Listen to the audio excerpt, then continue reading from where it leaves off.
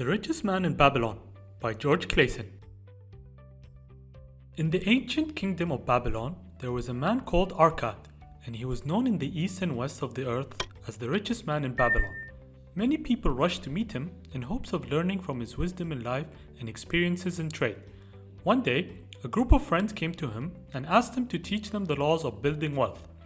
Arkad was pleased with his friends' desire to change their lives for the better. The first law to achieve wealth, Arkad said, is to save 10% of their income, whatever the circumstances are. But first, they must learn how to control their expenses and not mix what they need with what they want. After a period of time, a good amount of money will accumulate in their portfolios, and they must work on developing it by investing smartly and wisely. Money escapes from the hands of the person who invests in businesses or purposes they are not familiar with, and the business partner must be trustworthy, capable, and experienced to ensure the success of the venture. Bit to remember: keep a portion of your income and invest what you have saved smartly and wisely. Strong determination is one of the most important factors that contribute to the success of projects and the development of wealth. Men in Babylon were aware of this fact and were striving and sincere in their work.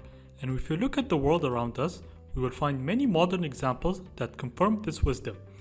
Case in point, Jack Ma, the founder of Alibaba, was from a poor family. He started learning English at an early age. He got a job as a tour guide and would bike daily to tourist spots more than 40 minutes away from his home just to improve his learning. After graduating from university, he worked as a teacher with a low monthly salary of $12. To improve his economic situation, he went to the United States to work as a translator. Jack sent his CV to over 30 companies to no success. His biggest failure was when he applied to work in KFC, and from a group of 23 people, he was the only one who didn't get in. Jack also applied to Harvard 10 times, and again, nothing. Despite the repeated failures, Jack had a strong resolve that enabled him to overcome all these difficulties and obstacles. He returned to China and founded Alibaba, which is now one of the most valuable companies in the world that compete with Amazon and eBay. In 2017, Alibaba achieved an annual revenue of more than $23 billion. Bit to remember: wherever there's a will, there is a way. Another element of building wealth is to make your own luck and seize opportunities when they arise. A person who does not seize opportunities and procrastinates when carrying out his work usually results in regret and loss. As for the person who initiates seizing opportunities and taking risks, success is usually a friend. Take a look at the Emirate of Dubai.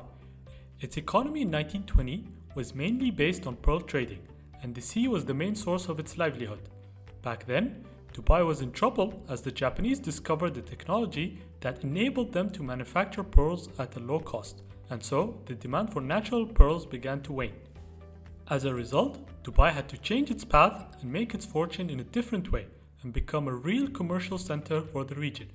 The city-state did that by exploiting its distinctive geographical location that made it the connecting station between the east and the west, which started a new phase for Dubai. A small airport with a single runway in 1960 has evolved into the busiest airport in the world, with more than 84 million passengers traveling through it in 2019. Also, from a small marina on the Dubai Creek, it has developed into the largest seaport in the world and managing more than 66 seaports worldwide. Bit to remember: good luck comes only to those who are actively working to seize the opportunity.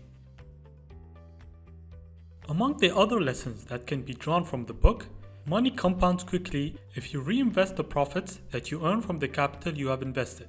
For example, if you had invested 100,000 dirhams in buying shares with a return of 10%, and every year you add the profits to the capital and reinvest again, in 10 years you would have more than doubled your money.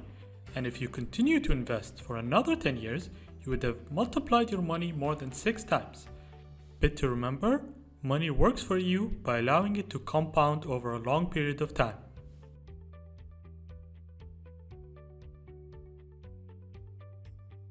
Thanks for watching. Please follow our social media accounts. Don't forget to like this video and subscribe to our YouTube channel. Also, comment below and share your thoughts on our book summary for this week.